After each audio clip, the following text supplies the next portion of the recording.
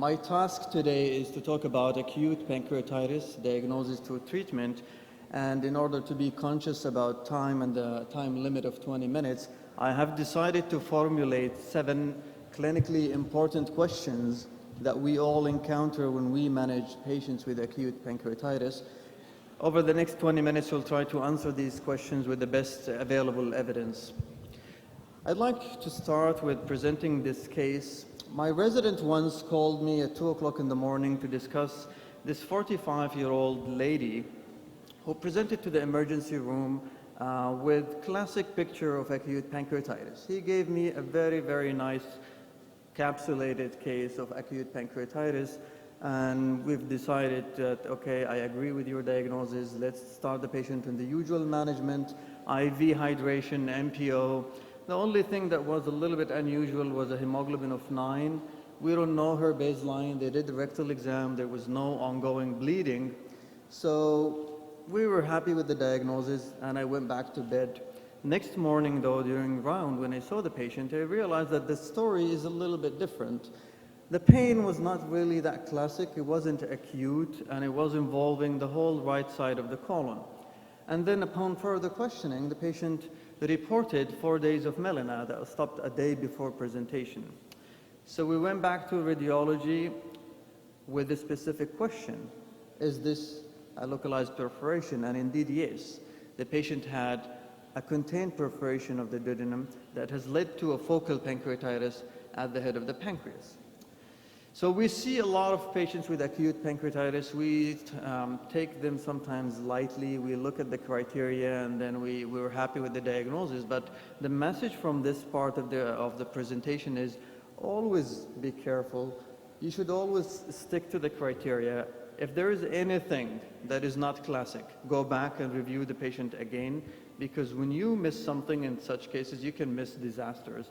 Not every epigastric pain radiating to the back is acute pancreatitis. It could be a perforating duodenal or peptic ulcer disease. It could be pericarditis and so on. Not every elevated lipase and amylase comes from pancreatitis. You can have intestinal ischemia or bowel obstruction. And even when a case looks like a perfect case, you should always just go back and take detailed history of physical examination and be aware of the acute pancreatitis mimickers. Moving on to the next question, what needs to be done? Whenever we see a patient with acute pancreatitis, the first 2 things that we need to do, the assessment of severity and evaluation for causes. We are all aware about the revised Atlanta classification. They have 3 classifications: mild when there is no organ failure, no complications; moderate when there is transient organ failure or complication. What we mean by transient is a limit of 48 hours. And severe when there is persistent organ failure more than 48 hours. Basically, we do that to predict clinical outcomes in acute pancreatitis. We know that the ones with predicted acute pancreatitis, they have higher mortality, they might need ICU care, interventions, and prolonged hospital stay. There are many ways where you can do evaluation for severity. You can use single markers like urea, like hematocrit, or you can use a scoring system like Apache and Branson's and so on. But the patient that you should worry about are 2 kinds of patients: the one who come to the emergency room with hemodynamic instability, and the ones with pre-existing medical conditions like end-stage renal disease on dialysis, or complicated cardiac or pulmonary problems that can make fluid management challenging.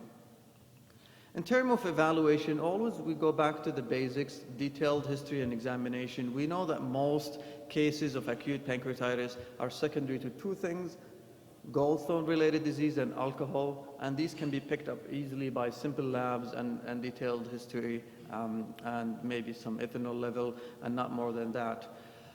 We should check triglyceride level upon admission. If you wait, you're going to lose the opportunity, because the patient will be in a severe catabolic state, and the value will be biased. So the cutoff is 11.5 millimole per liter upon admission. This is considered significant for triglyceride as a cause of pancreatitis.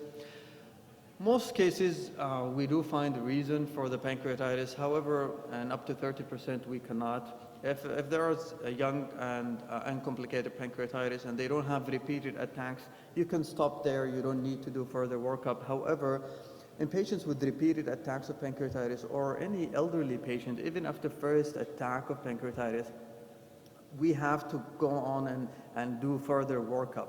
We have seen many patients, elderlies with acute pancreatitis, they come back months later with advanced pancreatic cancer. You will miss the opportunity to treat them and eventually they will go on into chronic pancreatitis.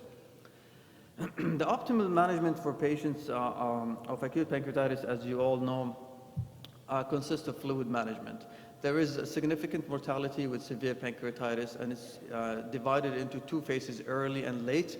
The early one is because of the massive fluid shift and severe inflammatory reactions. The late one is because of local complications. Fluid and electrolyte balance, especially at the first 2 to 3 days, is the mainstay of treatment. Although I have to say that the evidence for that is weak, but we all do that, and that's the best evidence we have thus far. The question always comes to what do we use, Ringer's lactate versus saline. It is a very controversial topic. The AGA guidelines does not prefer any one of them. The ESGE prefers Ringer's lactate. There were some interesting studies presented at the last UEGW favoring Ringer's lactate. Some authors even removed the lactate from the Ringer's lactate solution and found it to be inferior to the Ringer's lactate solution. It seems that the lactate has a positive effect on the acute pancreatitis. I believe in the next few years we're going to get more evidence favoring Ringer's lactate. The relatively new term of goal-directed fluid therapy in acute pancreatitis was taken from the sepsis management. We know that giving fluids can be challenging. You never know whether you're giving too much or too little. So you can do this using very basic non-invasive monitoring tools. You can basically look for the heart rate, you look for the blood pressure, you auscultate the lung for over volume, you look for the urea and creatinine, you look for urine output, and this can guide how much fluids you need to give to your patient. In patients with end-stage renal disease or advanced cardiopulmonary diseases, those are better managed with invasive monitoring. We don't have any RCTs addressing adequately anything regarding fluids, rate, volume, duration, but the best we have and what the guidelines recommended is to start by 5 to 10 milligrams per kg initially, and then you adjust it according to the clinical status. When to start feeding, again, is another controversial question. Some people will say you have to rest the pancreas, don't stimulate it, and others say we have to protect the gut mucosal barrier and reduce bacterial translocation by feeding the patients. The latest AGA guidelines reviewed the 11 RCTs, and they found a positive effect of early feeding. So the recommendation is to start feeding within 24 hours as opposed to the old school of keeping the patients in PO for prolonged period of time. The second question was, do we give enteral or parenteral nutrition? And again, the same review looked at 12 RCTs, and enteral nutrition was superior to parenteral nutrition.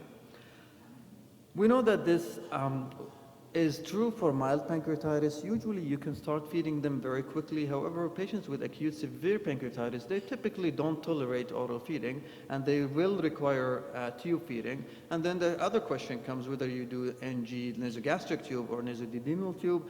And again, we don't have any evidence to support any one of them. You have to follow your clinical sense and risk of aspiration. If the patient is obviously vomiting all the time, you're not going to use an NG tube, but you can always start with NG tube if the patient is not vomiting massively, and then you can switch to nasodidenal feeding if that doesn't work well.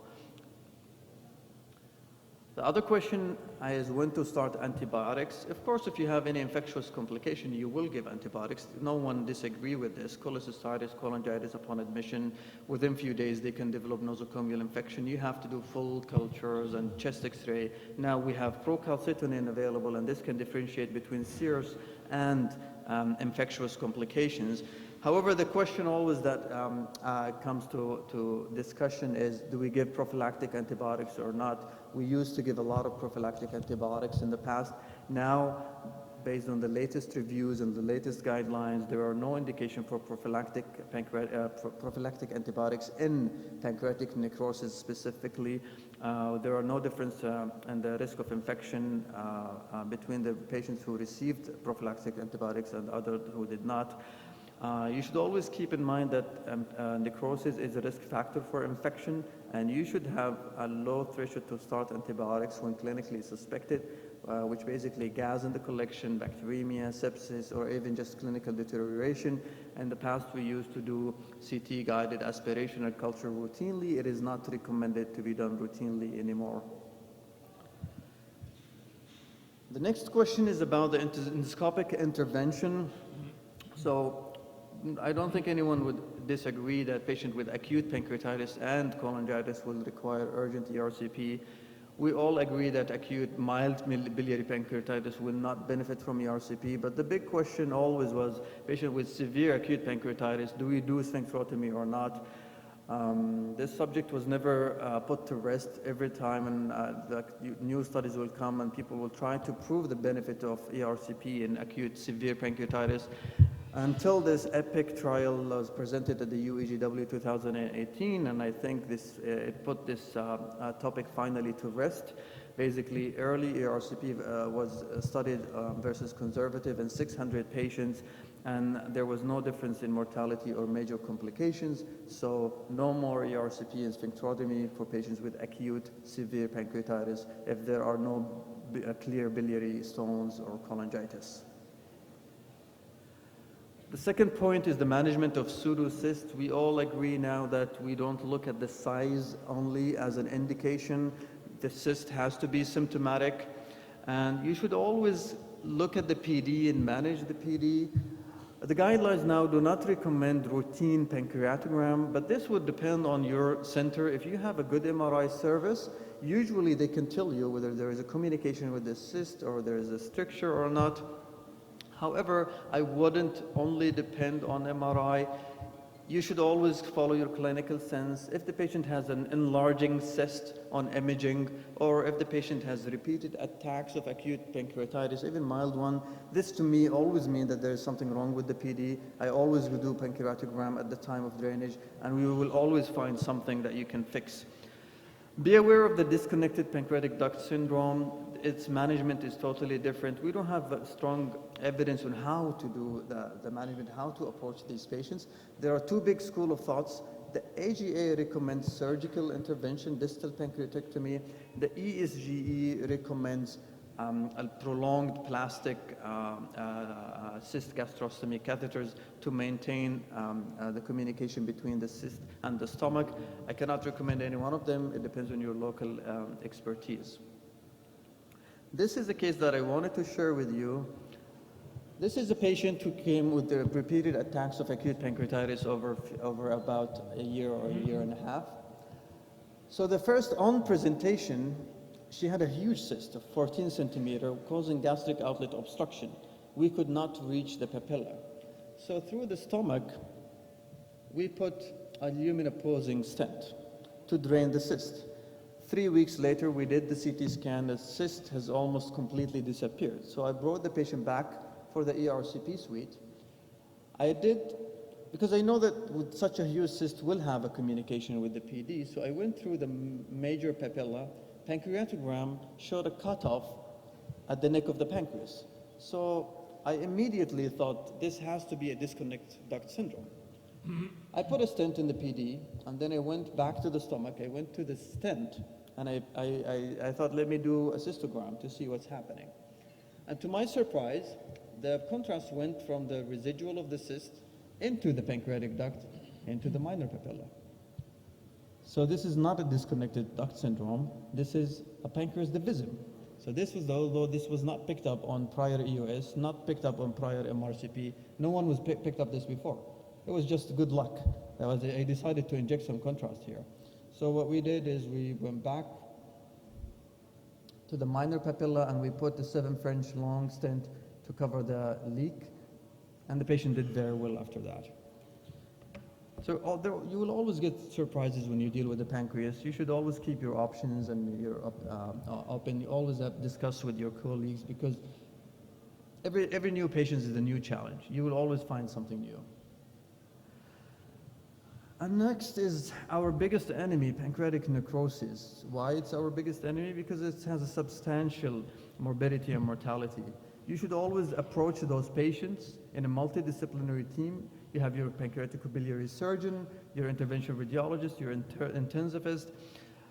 We know that just like for pseudocysts, you do drainage and debridement for infected or symptomatic necrosis. Avoid early debridement because it always will get you into complication. And always think about different approaches. You don't always have to do it only in one way. You can always use your interventional radiology when the patient is sick, cannot go for endoscopy, or when the collection goes deep into the pelvis or right side of the abdomen. This is a case of a patient with pancreatic necrosis. He was very sick in the ICU. So initially we placed a percutaneous drain. This relieved the acute inflammatory state. The patient improved a little bit, but of course the secretions are very thick. It will never go out through the percutaneous drain. So we followed that when the patient became more stable with lumen opposing stent, and we used the external drain to flush the necrosis and just continuous flushing. We didn't need to do anything more than that. We didn't need to do direct necrosectomy. And this is a 3D. Of course, I went to the pancreatic duct and I found a stricture and leak, and I put pancreatic duct stent, and this is the lumen opposing stent, cyst gastrostomy, and this is the external drain. And luckily, the patient, within a few weeks, had complete resolution of the necrosis. So in pancreatic necrosis, the big question is, do we use a metal stent or plastic stent? Thus far, there is no difference between the two, but we like metal stents because it's easier to deploy and you can do direct necrosectomy through them. You just have to be aware that you cannot leave them for more than 3 to 4 weeks because there will be a higher risk of bleeding complications. Always keep in mind that you can always use minimal invasive surgery. It has similar outcome to endoscopy. It depends on your local expertise. The only difference though is increased cost and hospital stay. And moving on to the last point is when to refer your patient for cholecystectomy after acute mild biliary pancreatitis. The biggest study so far is this meta-review that was published recently involving 2,600 patients. And basically, many people think you have to wait for the inflammation to heal before you proceed with cholecystectomy. However, this meta-analysis showed that this is not true. There were actually no difference in any term of complication conversion to open, intraoperative, or postoperative complication. On the other hand, patients who were delayed and did not have the cholecystectomy early on had more biliary complication and need for ERCP. The definition of early is within the same admission or within 2 weeks of discharge. So I'm glad that we are on time. In summary, to date, there is no drug available to treat the pancreas. Most management is supportive. With this limitation, most guidelines emphasize an approach that includes predicting and establishing the severity to appropriately triage your patient, administrative supportive care, especially intravenous antibiotics and early feeding, identifying and treating the underlying cause, and managing complications by the appropriate use of emergent ERCP, early cholecystectomy, targeted use of antibiotics, and interventions for pancreatic fluid collection. And my personal message here is never, never mess up with the pancreas. It will always teach you how to become humble, the easy way or the hard way. And good luck. Thank you, Professor Ahmed El Harby, for this very nice presentation.